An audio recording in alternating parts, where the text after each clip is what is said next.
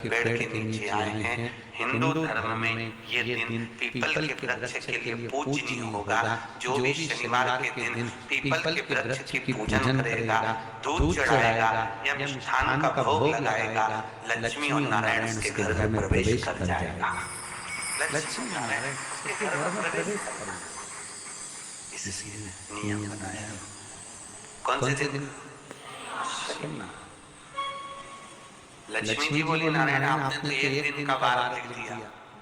शंकर जी ने 7 बार बनाए हैं, रविवार, सोमवार, मंगल, बुध, गुरु, शुक्र और शनि। ये शिव जी ने बनाए। अब एक दिन आपने अपना बना लिया, बाकी के दिन अगर कोई पीपल के वृक्ष के नीचे आएगा और यहाँ तो दरिद्रता बैठी, तो उसका क्या होगा? भगवान नारायण बोले, सुन दरिद्रता, तेरे से एक विनती है, अगर कोई भी मनुष्य इस पीपल के पेड़ के नीचे अगर 7 दिन में आता है और उसके हाथ में अगर कोई सामग्री होती है तो तू उसके घर में प्रवेश नहीं करेगी। नियम में पीपल के वृक्ष का या तो पानी का लोटा लेकर जाओ, कुंकू का चोपड़ा लेकर जाओ, शक्कर लेकर जाओ या पेड़ के नीचे चीटी को डालने के लिए आटा ले जाओ, पर खाली हाथ पीपल के वृक्ष के नीचे कभी मत जाओ, कभी नहीं। खाली हाथ जाओगे तो दरिद्रता तुम्हारे घर में प्रवेश करेगी। दरिद्रता उठकर खड़ी होकर बोली, नारायण तुमने अपनी मनमानी करी है, एक दिन मुझे भी मेरा चाहिए। भगवान ने कहा, बोल कौन सा दिन चाहिए? दरिद्रता कहती है रविवार के दिन इस पीपल के वृक्ष के नीचे मैं दिन भर नृत्य करूं, इसमें रहूं और जो यहाँ आए रविवार को मैं उसके घर में प्रवेश करूं। भगवान ने कहा, ठीक है। दरिद्रता रविवार का दिन एक ऐसा दिन रहेगा जिस दिन तू इस पीपल के वृक्ष के नीचे नृत्य करेगी और जो आएगा इस पीपल के वृक्ष के नीचे तो उसके साथ प्रवेश करेगी। मैंने तुझे वर दिया। इसलिए हमारे यहाँ केवल पीपल का वृक्ष अगर दीवार में लग जाता है ना, किसी की व्यक्ति की दीवार में, किसी के घर की दीवार में पीपल का वृक्ष अगर लग जाता है, पीपल का पौधा लग जाता है, उसको कितना भी तोड़ लो वो वापस लग जाए, फिर तोड़ोगे फिर लग जाएगा। अगर पीपल के पौधे को तोड़ना है तो केवल रविवार का दिन एक नींबू, एक मिर्ची और बमूल का कांटा, ये 3 चीजें रखने के बाद में आधे घंटे बाद रविवार के दिन पीपल के पेड़ को उखाड़ कर फेंक दो। दूसरी बार कभी पीपल की दीवार में लगता ही नहीं, कभी नहीं लगता, केवल एक रविवार, केवल एक संडे।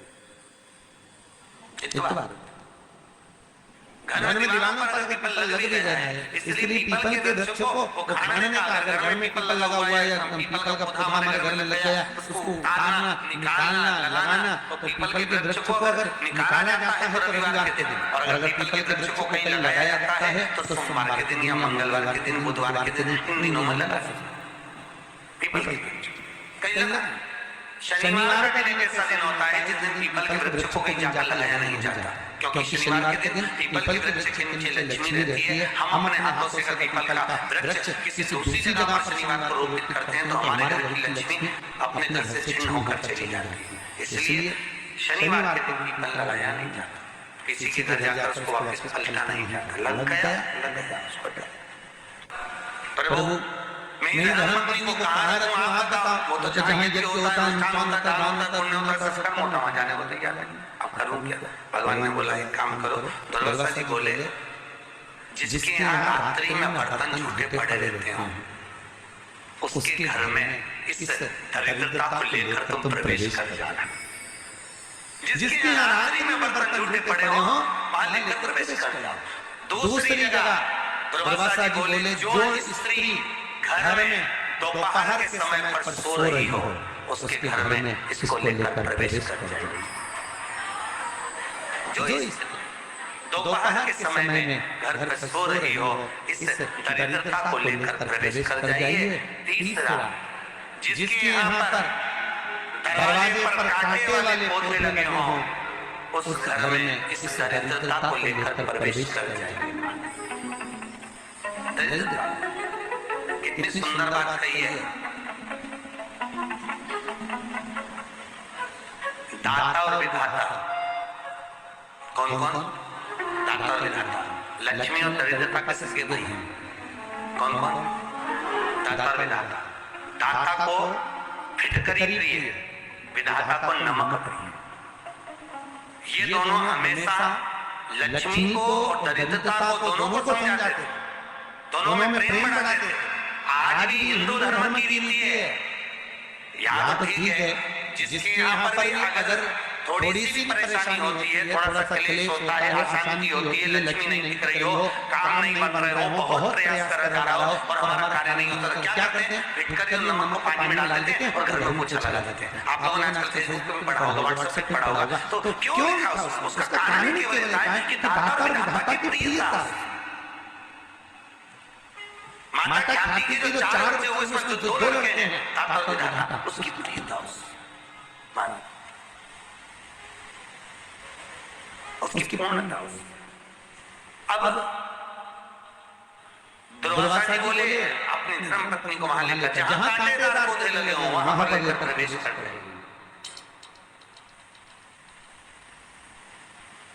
कांटेदार पौधों में उस दरिद्रता का निवास। कितना विचित्र कथा यहाँ वर्णन करी है श्रीमद् भागवत के अंतर्गत, जो वर्णन किया कि मृत्यु निश्चित है। आपका कोई काम ऐसा है बहुत दिन से उलझा हुआ है, चाहे वो रोड कचहरी का हो, चाहे वो किसी से जुड़ा हुआ हो, और वो नहीं हो रहा, तो इसका नाम पुराण कहती है,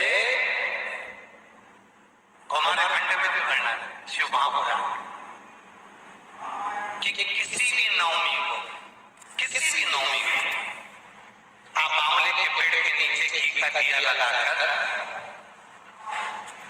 मौली मतलब हाथ में जो नाड़ा बांधते हैं, लच्छा मौली, लच्छा नाड़ा, हाथ में बांधने वाला पूजन वाला धागा लाल, घी का दिया लगाकर 5 परिक्रमा आंवले के वृक्ष की कर और परिक्रमा कर धागे को वहीं पर छोड़कर थोड़ा सा धागा और रस्से लेकर किसी टहनी पर उसको कामना कर बांध दीजिए। महाराज दसवीं तिथि को, नवमी को तो ये करोगे, दसवीं को वापस जाकर आंवले के पेड़ के नीचे घी का दिया लगाइए और जो धागे की आपने टहनी पर जो धागा बांधा है उसको खोल कर दीजिए। अपने हाथ पर बांधकर उसी धागे को पहनकर अपने काम के लिए निकल जाए, आपको सफलता प्राप्त होगी। शमी की जो पत्ती होती है,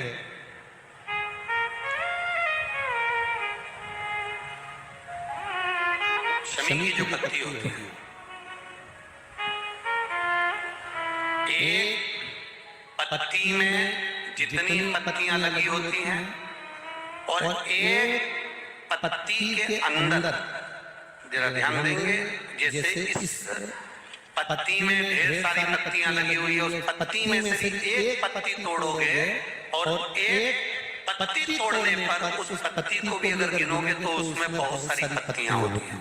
आज प्रयास करना, अगर कहीं आपको शमी की पत्ती मिले तो जैसे ये पत्ती, इस पत्ती को तोड़ा गया, इस पत्ती में से एक पत्ती निकाली गई और एक पत्ती निकालकर आप धीरे से रखना, उसमें भी बारीक बारीक बारीक बारीक बारीक बारीक बहुत सारी पत्तियां नजर आती हैं। शिव महापुराण की कथा कहती है, जो सोमवार की अष्टमी हो या प्रदोष का व्रत हो या 12 महीने की शिवरात्रि हो या किसी भी दिन प्रदोष काल के अंतर्गत शंकर भगवान को एक शमी का पत्ता कोई भूलवश भी समर्पित कर देता है, तो जितनी एक पत्ती में पत्तियां होती है और उस पत्ती के अंदर एक पत्ती को तोड़ने के बाद जितनी पत्तियां होती है, उतने जन्म मृत्यु लोक में मनुष्य के नहीं होते, 84 लाख योनियों में से योनियां कट जाती हैं और देव योनि प्राप्त होते हैं। एक शमी पत्र की इतनी महत्वता है, एक शमी पत्र। बेटी का प्रश्न है, कोई बेटी ने प्रश्न करा, मेरा नाम प्रेरणा है, हम रायपुर भाटा गांव से आए हैं। प्रेरणा की कई बेटी हैं, आप भी हैं। धन्यवाद आपके प्रश्न का, बहुत सुंदर आपने प्रश्न किया। आइए बेलपत्र लेकर जाइएगा और नीचे आपने लिखा आपकी बहन प्रेरणा, मैं बहुत बहुत साधुवाद करता हूँ जी आपके प्रश्न के लिए। आपने प्रश्न किया घर के मंदिर में देवी और देवता दोनों रहते हैं। हमारे घर के मंदिर में, प्रत्येक घर के मंदिर में देवी भी रहती है, देवता भी रहते हैं। हमें घर में नित्य प्रति कौन सी बाती का दिया लगाना चाहिए, लंबी या गोल? कृपया निवेदन है इस प्रश्न का उत्तर जरूर। सबके घर में देवी भी होती है, देवता भी होती है। अब बत्ती कौन सी लगाना है? कौन सी बाती? एक होती है लंबी वाली। बोलो बोलो, सही है कि गलत है? प्रश्न अच्छा है ना? अरे जम के तो बोलो, सबके काम का है। तो फिर वो जी के लिए जोरदार ताली बजाओ। सबके काम की चीज है ना। एक अच्छा प्रश्न मिला, और केवल आपके लिए नहीं, केवल कच्चे गांव के लिए नहीं, कांकेर क्षेत्रवासियों के लिए नहीं, जितने आस्था चैनल के माध्यम से, फेसबुक ग्रुप के माध्यम से, इंस्टाग्राम के माध्यम से, और संपूर्ण सोशल मीडिया के माध्यम से, और संपूर्ण मीडिया के माध्यम से, चाहे वो यहाँ के पत्रकार बंधु हो, सोशल मीडिया हो या आन मीडिया हो, सभी मीडियाओं के माध्यम से जो लोग कथा को श्रवण कर रहे हैं, लाखों की संख्या में, करोड़ों की संख्या में, वो इस प्रश्न का उत्तर जरूर। इसमें उन्होंने प्रश्न करा है कि गुरुदेव घर के मंदिर में देवी और देवता दोनों, तो हमें घर में नित्य प्रति कौन सी बाती, लंबी या गोल का प्रयोग करना चाहिए? तो निवेदन है, जब नवरात्रि का समय आए और 9 दिन तक देवी माँ आपके घर में विराजमान हो, या दीपावली का पर्व हो जब माँ लक्ष्मी की पूजन कर रहे हो, तब लंबी बाती का प्रयोग करें। बाकी के समय में घर में हमेशा गोल बाती का प्रयोग चालू रखें। गोल बाती जो कौन सी आप क्या गोल बोलते हैं? फूल बोलते हैं, गोल फूल बत्ती, फूल बत्ती का प्रयोग, फूल बत्ती। और कभी कभी यदि आप महालक्ष्मी का पूजन कर रहे हैं, माता लक्ष्मी का पूजन कर रहे हैं, माँ जगज्जननी की आराधना कर रहे हैं, साधना कर रहे हैं, माँ आदि शक्ति को प्रसन्न करना चाहते हैं, माँ आदि भवानी को प्रसन्न करना चाहते हैं, और जिस दिन तुम्हारा मन कर जाए कि आज मेरी माता की कृपा मुझ पर होना है, माँ करुणा करे, माँ जगज्जननी जगद्धात्री माँ अम्बा कृपा करे, तो निवेदन है उस दिन 2 दीप लगाया करो, एक गोल बाती का, एक लंबी बाती का। ये 2 दीप जब हम शिव और शक्ति के लिए लगाते हैं तो हमारे मन की कामना पूर्ण जरूर होती है। प्रयास कभी कभी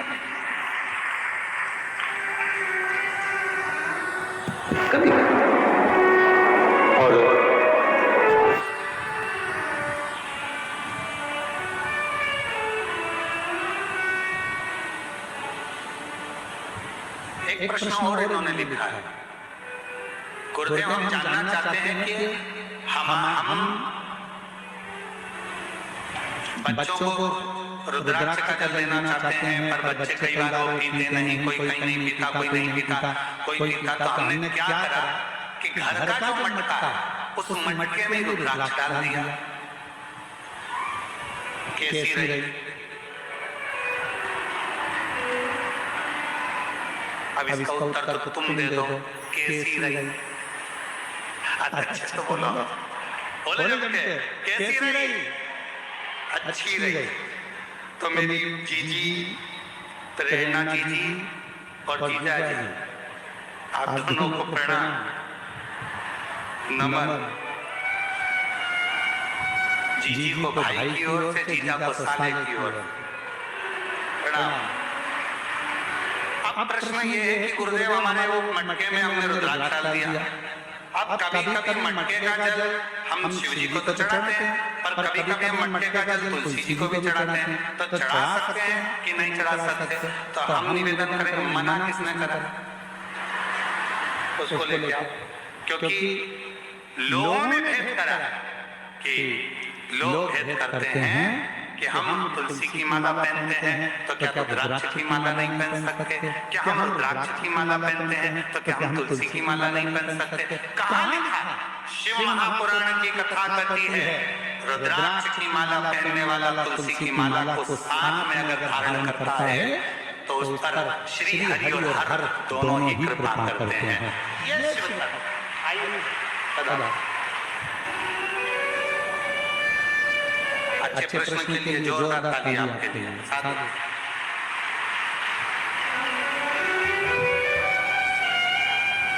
कई लोग कहते हैं गुरु जी हमारा बुरा वक्त आया तो हमारे रिश्तेदारों ने साथ छोड़ दिया, रिश्तेदार बदल गए, हमारा थोड़ा सा व्यापार डाउन गया गुरु जी, हमारे परिवार के लोग बदल गए। अच्छा आपसे पूछें, जरा उत्तर देना कांकेर वाले सब लोग। बुरा वक्त आया तो रिश्तेदार बदल गए, बोलो बदले कि नहीं बदले? बुरा वक्त आया तो अपने बदल गए, बदले कि नहीं बदले? जब रिश्तेदार बदल गए, घर के लोग बदल गए, तो थोड़ा समय का इंतजार करो, बुरा वक्त भी जरूर बदलेगा, ये निश्चित है। बुरे वक्त में जब रिश्तेदार बदल जाते हैं, बुरे वक्त में जब अपने बदल जाते हैं, बुरे वक्त में जब सगे बदल जाते हैं, तो थोड़ा सा इंतजार करना, शिव जी को एक लोटा जल चढ़ाते रहना, बुरा वक्त भी एक दिन जरूर बदल कर ही रहेगा। अभी लोग ताना देते हैं, गाली देते हैं, तेरा पति ऐसा, तेरी पत्नी ऐसी, तेरे रिश्ते ऐसे, तेरे नाते ऐसे, बताओ तेरे पति ने ये कर दिया, तेरी पत्नी ने ये कर दिया, तेरे बेटे ने ये कर दिया, तेरे बेटी ने ये कर दिया, तेरे रिश्तेदार ने। लोग ताने देते हैं, रिश्तेदार भी ताने देते हैं, कुटुंब भी ताने देते हैं। एक समय ऐसा आएगा सब पूरे होंगे तो भी तेरे आगे भी लोग हाथ जोड़कर खड़े होंगे, जब शंकर करुणा करेंगे, जब शिव करुणा, जब शिव दया और तेरी कृपा का क्या है भरोसा, कब किस पर हो जाए जरा सी हम कर दो। होता है समय बदलता है, ऐसा समय बदलता है कि लोगों के समझ में नहीं आता कि समय का हो क्या हो, ये बदल कैसे कैसे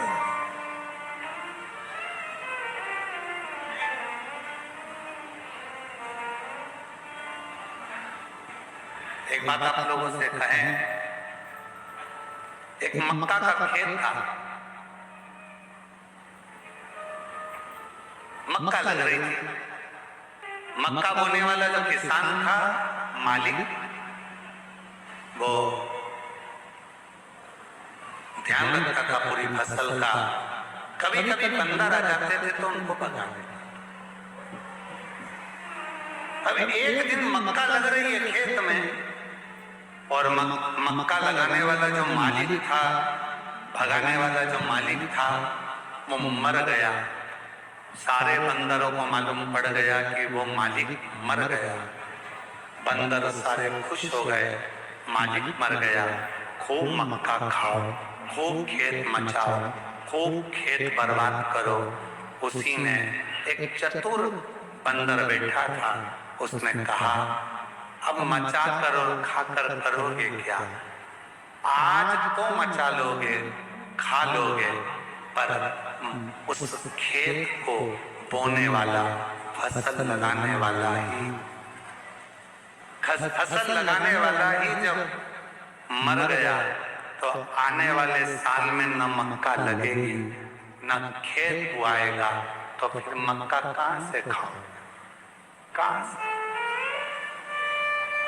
पूरा सोचने वाले सोचते रहे, अच्छा हो गया इसके साथ ऐसा हो गया, अच्छा हुआ इसके साथ ऐसा हो गया। अरे शिव महापुराण की कथा कहती है, जब हमारा कोई सनातनी, हमारा कोई सनातन धर्म को धारण करने वाला, हमारे सनातन को कोई आगे बढ़ाने वाला, जब सनातन को आगे बढ़ा रहा हो तो सबको एकजुट होकर खड़े होना चाहिए, जिससे हमारा सनातन धर्म मजबूत हो। सनातन धर्म मजबूत हमारा कौन सा है?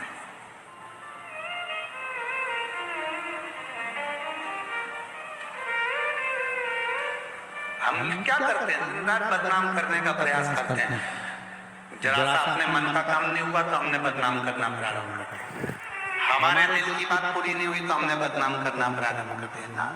श्री शिवाय नमस्तुभ्यं, श्री शिवाय नमस्तुभ्यं, श्री शिवाय नमस्तुभ्यं। मार्गशीर्ष नवंबर माह की 9वीं तिथि शनिवार। श्री शिवाय नमस्तुभ्यं, श्री शिवाय नमस्तुभ्यं, श्री शिवाय नमस्तुभ्यं, श्री शिवाय नमस्तुभ्यं, श्री शिवाय नमस्तुभ्यं, श्री शिवाय नमस्तुभ्यं, श्री शिवाय नमस्तुभ्यं, श्री शिवाय नमस्तुभ्यं, श्री शिवाय नमस्तुभ्यं। वीडियो को लाइक, सब्सक्राइब और शेयर करना मत भूलिए आप लोग।